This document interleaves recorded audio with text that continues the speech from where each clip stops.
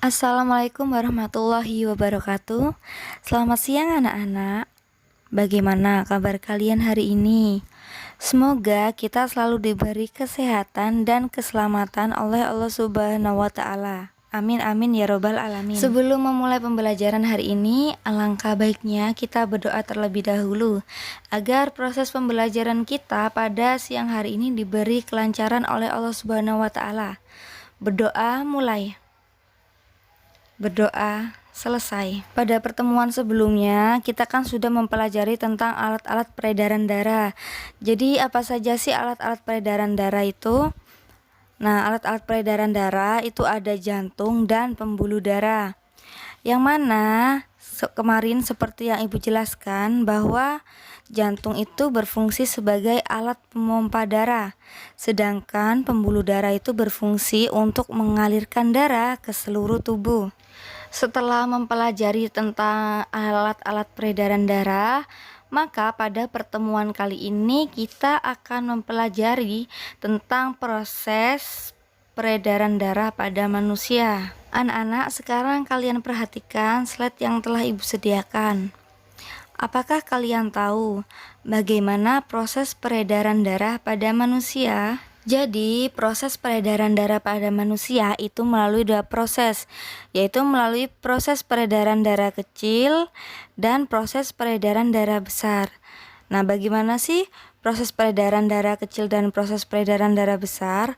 Untuk lebih lengkapnya, maka akan kita bahas pada pertemuan kali ini. Sebelum melanjutkan ke pembahasan selanjutnya, Ibu akan menjelaskan beberapa tujuan pembelajaran pada pertemuan kali ini.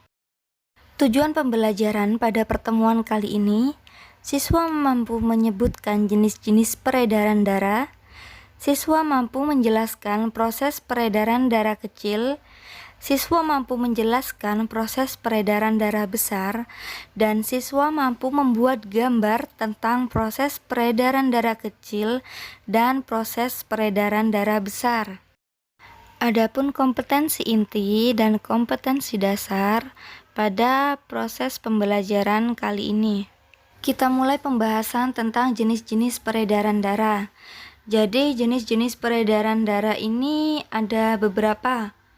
Yang pertama, peredaran darah tertutup, kemudian peredaran darah terbuka, lalu peredaran darah tunggal, dan peredaran darah ganda. Nah, proses peredaran darah ganda ini terbagi menjadi dua, yakni proses peredaran darah kecil dan proses peredaran darah besar. Proses peredaran darah tertutup. Mengapa sih dikatakan proses peredaran darah tertutup? Karena darah ini mengalir di dalam pembuluh darah, sehingga dikatakan proses peredaran darah tertutup. Jadi proses peredaran darah tertutup ini peredaran darah di dalam pembuluh darah. Contoh makhluk hidup yang mempunyai proses peredaran darah tertutup ini terdapat pada hewan vertebrata, contohnya seperti aves, Pisces, dan mamalia seperti manusia. Jadi manusia seperti kita ini itu memiliki proses peredaran darah tertutup. Sedangkan peredaran darah terbuka yaitu peredaran darah di luar pembuluh darah, yang mana jantung mengalirkan darah ke rongga-rongga tubuh. Contohnya seperti pada hewan invertebrata atau hewan yang tidak memiliki tulang belakang, pada filum Arthropoda seperti insekta dan Myriapoda. Insekta itu seperti serangga dan Myriapoda itu seperti kaki seribu atau lipan. Lalu juga ada jenis peredaran darah tunggal dan peredaran darah ganda. Maksud peredaran darah tunggal yaitu sistem peredaran darah yang mana dalam satu kali peredaran darah memasuki jantung hanya satu kali. Contohnya pada makhluk hidup seperti ikan. Nah, ikan itu menggunakan sistem peredaran darah tunggal, sehingga dalam satu kali peredaran darahnya itu darah memasuki jantung hanya 1 kali. Sedangkan sistem peredaran darah ganda itu merupakan sistem peredaran darah yang mana dalam 1 kali peredaran darah memasuki jantung sebanyak 2 kali. Sehingga dari hal tersebut dikatakan sistem peredaran darah ganda. Dikarenakan darah memasuki jantung sebanyak 2 kali. Contohnya itu pada sistem peredaran darah manusia, yang mana darah memasuki jantung sebanyak 2 kali dalam 1 kali peredaran. Seperti yang Ibu jelaskan tadi sebelumnya bahwa peredaran darah ganda ini terbagi menjadi 2, yaitu peredaran darah besar dan peredaran darah kecil. Untuk lebih lanjutnya akan kita bahas setelah slide ini. Nah, anak-anak, di sini sudah ada peredaran darah kecil dan peredaran darah besar. Nah, bagaimana sih jalannya proses peredaran darah kecil dan peredaran darah besar? Jadi, peredaran darah kecil ini disebut dengan sirkulasi pulmoner. Nah, untuk proses jalannya peredaran darah kecil ini dimulai dari jantung pada bagian bilik kanan, kemudian dari jantung ini akan diteruskan ke paru-paru. Setelah darah diteruskan ke paru-paru, maka darah akan dialirkan ke jantung bagian serambi kiri. Jadi pada sistem peredaran darah kecil ini dimulai dari jantung, kemudian paru-paru, dan kembali lagi ke jantung. Agar anak-anak lebih mudah untuk mengingat, jadi untuk peredaran darah kecil, prosesnya bisa kalian singkat dengan istilah BASI. Jadi BASI ini dari BA yaitu bilik kanan dan SI atau serambi kiri, yang mana dalam sirkulasi pulmoner ini darah berawal dari bilik kanan dan berakhir di serambi kiri. Sedangkan peredaran darah besar atau yang disebut dengan sirkulasi sistemik ini berawal dari jantung pada bagian bilik kiri, kemudian darah diteruskan ke seluruh tubuh kecuali paru-paru. Jadi di peredaran darah besar ini tidak melalui paru-paru. Kemudian setelah itu diteruskan lagi ke jantung bagian serambi kanan.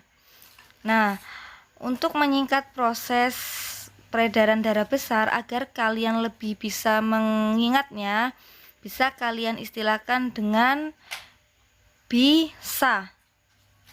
Jadi B itu bilik kiri dan SA adalah serambi kanan. Jadi untuk proses peredaran darah besar itu darah dialirkan ke seluruh tubuh.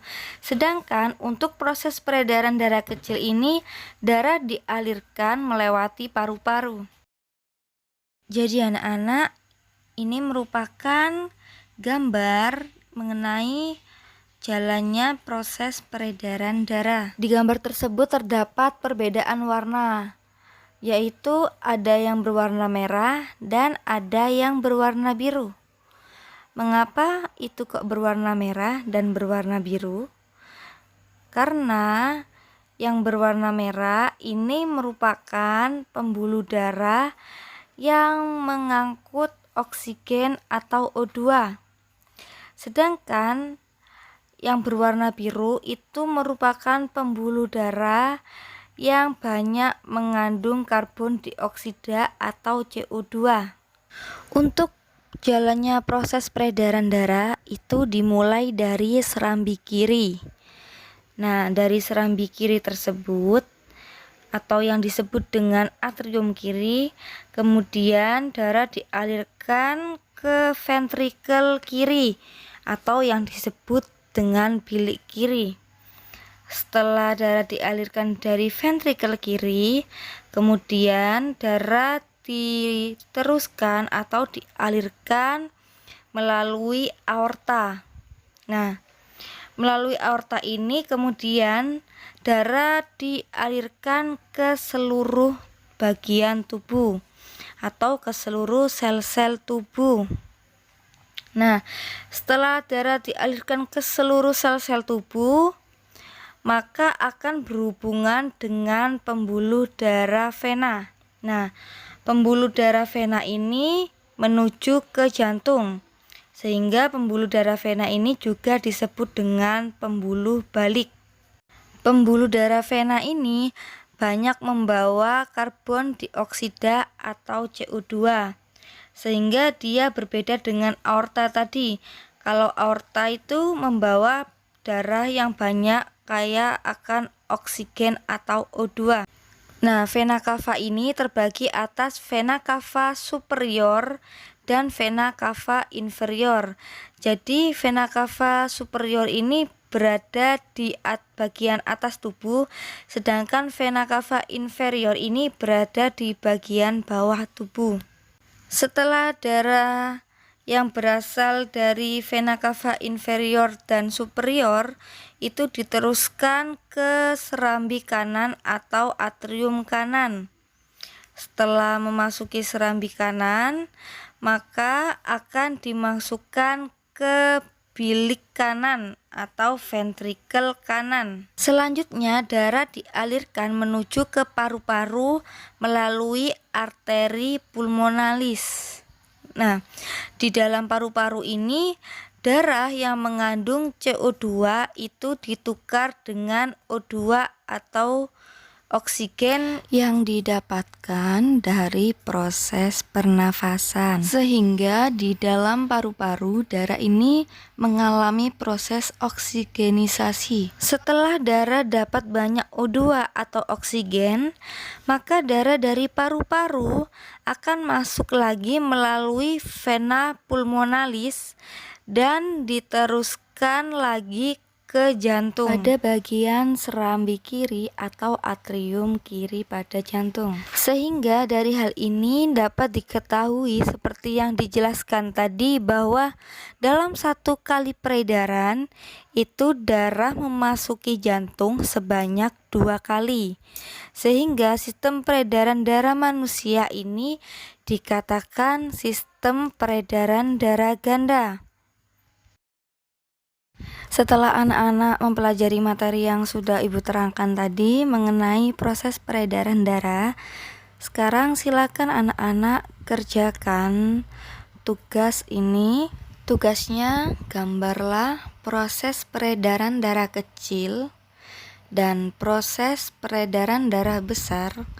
Kemudian anak-anak ceritakan dengan bahasa kalian sendiri bagaimana mekanisme proses peredaran darah kecil dan proses peredaran darah besar tersebut. Untuk tugasnya ini nanti kalian kumpulkan bisa melalui WhatsApp ataupun di Telegram Ibu ya anak-anak. Semakin cepat kalian mengumpulkan tugas, maka semakin baik juga nilainya.